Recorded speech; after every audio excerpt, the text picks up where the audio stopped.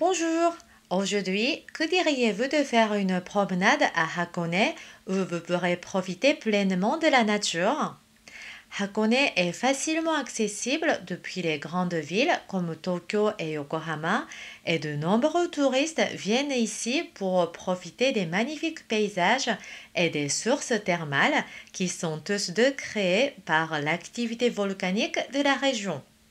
Tout d'abord, allons au lac Ashinoko, visite essentielle de Hakone. Le lac Ashi est situé à une altitude de 723 mètres au-dessus du niveau de la mer. Il a été créé par la dernière éruption du mont Hakone il y a environ 3000 ans, lorsqu'une partie de la montagne s'est effondrée et que la rivière a été bloquée.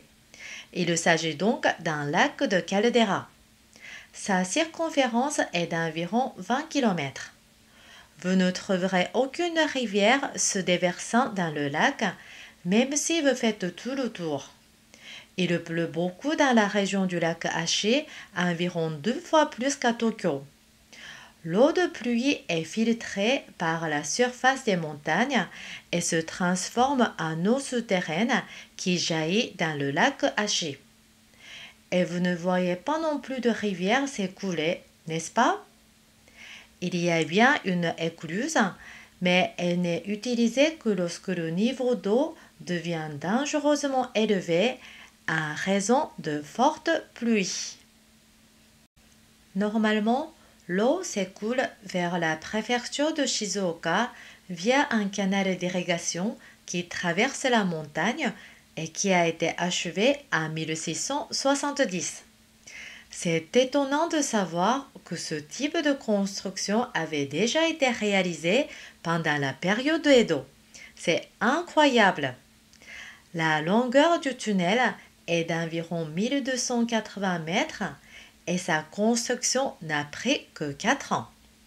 Jusqu'alors, les habitants du côté de Shizuoka n'avaient pas d'approvisionnement stable en eau, mais grâce à ce canal, ils ont pu enrichir leurs terres agricoles. Maintenant, il fait également fonctionner 3 centrales hydroélectriques. Le lac est situé à une altitude de 723 mètres au-dessus du niveau de la mer, dans un endroit froid où il neige en hiver. Cependant, la température de l'eau est supérieure à 4 degrés Celsius toute l'année, de sorte qu'elle ne gèle jamais. Le lac est peuplé de black bass, d'éperlans, de truites arc-en-ciel et d'autres poissons, et je vois souvent des gens qui en pêchent ici. Bien sûr, il faut payer pour pêcher ici et le laisser passer pour la journée coûte 3000 yens. C'est ici, dans le lac Ashi, que les premiers black bass importés d'Amérique ont été relâchés au Japon. L'éperlan est un petit poisson qui a bon goût lorsqu'il est cuit en tempura. La saison de pêche commence le 1er octobre et le premier poisson est offert au sanctuaire de Hakone et présenté à l'agence de la maison impériale. Vous voyez que l'éperlan du lac Ashi est un poisson très important. Vous pouvez le manger dans les restaurants des environs, alors n'hésitez pas à chercher. Sur le lac Ashi, vous pouvez apprécier la nature de Hakone depuis un bateau touristique. Comme il y a beaucoup de pluie et de neige à Hakone, le temps est souvent nuageux, mais quand il fait beau, vous pouvez voir le mont Fuji derrière le lac Ashi. C'est une vue magnifique. Il existe 2 types de bateaux de croisière, l'un a la forme d'un bateau pirate et l'autre celle d'un catamaran. Ils sont exploités par 2 compagnies différentes, alors faites attention au port où ils s'arrêtent et au laissez-passer gratuit que vous pouvez utiliser. Le mont Komagatake est la deuxième plus haute montagne de Hakone à 1356 mètres au-dessus du niveau de la mer. Si vous descendez du catamaran à Hakone 1, il y a une courte marche jusqu'à la station de téléphérique. Par un beau temps, vous pouvez voir le majestueux mont Fuji depuis le téléphérique et le sommet de la montagne, ce qui est un spectacle à voir. Si vous voulez voir le mont Fuji depuis Hakone, c'est l'endroit où aller.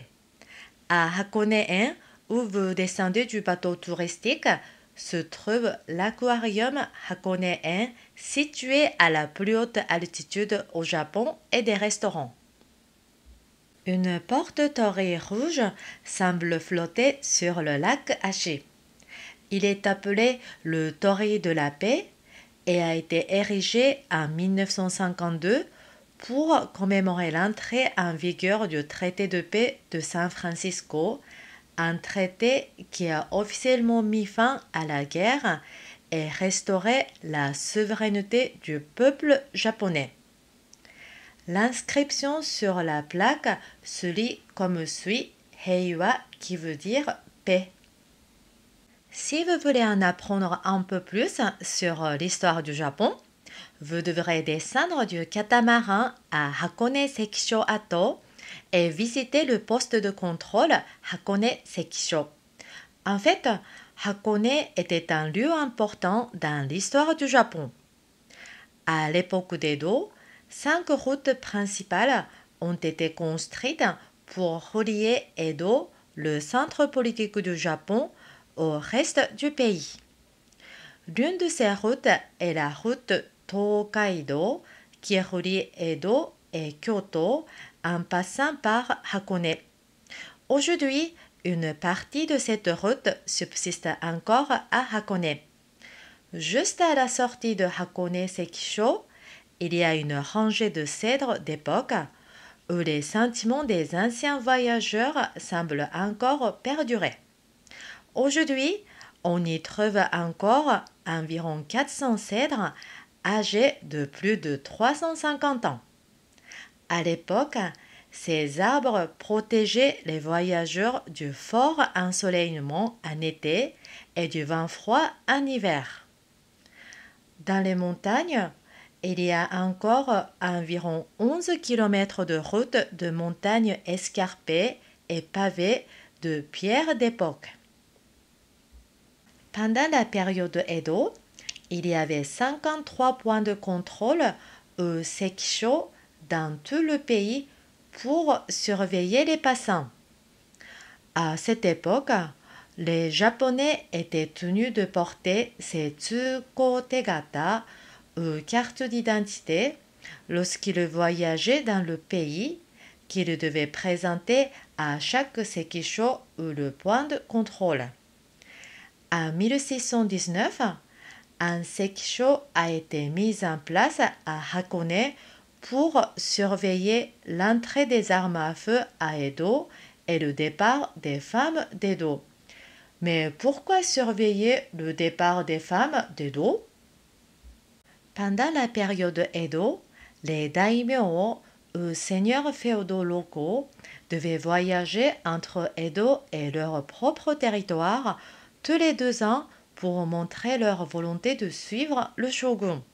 Ce système était appelé Sankin Kotai. Ils devaient amener avec eux un certain nombre de personnes décidées par le shogunat, ce qui coûtait évidemment très cher. On dit que cela avait pour but de réduire la richesse des daimyo. Certains des daimyo les plus puissants devaient amener plus de 1000 personnes avec eux. Lorsqu'ils arrivaient à Edo, ils devaient y vivre pendant 1 an et lorsqu'ils retournaient sur leur terre, ils devaient laisser leurs femmes et leurs enfants à Edo comme otages. C'est pourquoi il y avait des contrôles stricts au Sekisho sur les femmes quittant Edo. Les laissez-passer pour les femmes ne pouvaient être délivrés que par des fonctionnaires spéciaux du château d'Edo et ils contenaient des informations détaillées sur l'identité de la femme qui voyageait, le but du voyage, la destination, ainsi que sa coiffure et les caractéristiques de son visage et de ses membres. Au Sekisho, une femme officielle vérifiait minutieusement toutes les femmes. Les femmes venant de Kyoto n'étaient pas contrôlées, mais celles venant d'Edo l'étaient strictement. Ainsi, lorsqu'une femme arrivait à ce poste de contrôle, il fallait beaucoup de temps pour la contrôler, ce qui provoquait un énorme embouteillage à la barrière. À cette époque, le seksho était ouvert de 6 heures du matin à 18 heures le soir. Le grand public n'était pas autorisé à traverser le lac Ashi en bateau et la zone autour du lac Ashi ainsi que la route était gardée 24 heures sur 24, 7 jours sur 7 depuis le poste de surveillance Tomi Bansho. La violation du seksho était l'un des crimes les plus graves de la période Edo avec le meurtre des parents et était toujours passible de la peine de mort en cas d'arrestation. Il y avait aussi une prison à l'intérieur du seksho. Il y a une archive qui montre qu'en 1729, un éléphant arrivé à Nagasaki est passé par ce seksho pour avoir une audience avec le shogun à Edo. Mais il a eu du mal à traverser les montagnes de Hakone et est tombé malade, alors on lui a donné des oranges et des pâtisseries ici. Le Hakone Seksho a été démantelé en 1865 avant la restauration de Meiji, mais le rapport de démantèlement détaillé a été laissé derrière lui. Il a donc été fidèlement restauré en 2007 sur la base de ce rapport. Après avoir profité de la nature du lac Ashi et appris l'histoire de Hakone Seksho, je vous attendrai à Owakudani, un autre site naturel intéressant de Hakone.